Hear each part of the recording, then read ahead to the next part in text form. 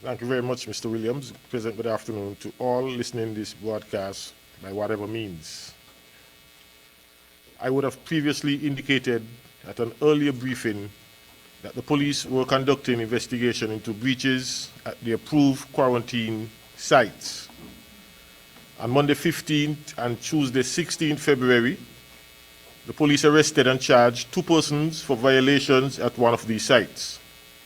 An American national, Mr. Giuseppe Macon-Codo, he arrived in the Federation from the USA on January 31st and was quarantined as required by our protocols at one of these approved facilities.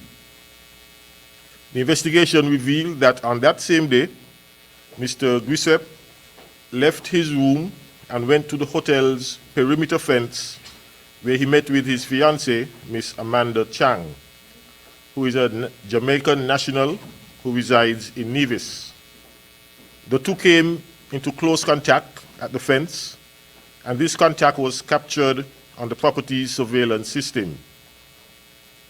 The relevant authorities were informed, and the Ministry of Health conducted the necessary contact tracing, which resulted in 5 persons being quarantined for 14 days, including Ms. Chang.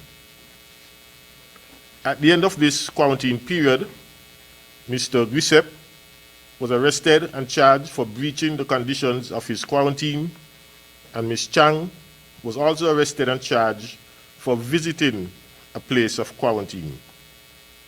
They both appeared before the Bastille Magistrates Court on Wednesday, 17th February, where they pled guilty to the charges and were both fined $5,000 each to be paid forthwith or serve 6 months in prison. At the end of the quarantine period, all the persons who were quarantined were tested negative for COVID-19, and we are thankful for this. Again, I take the opportunity to remind the public that visits to persons in quarantine, whether at home or at an approved facility, are prohibited under the COVID-19 Prevention and Control Act. And this is punishable by a fine of not exceeding $5,000 or 6 months in prison, or both.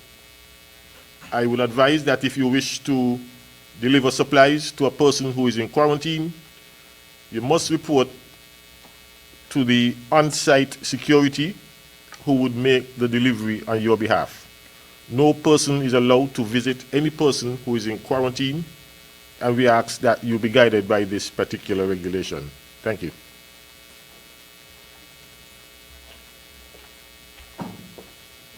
Thank you very much, Superintendent Henry. I now invite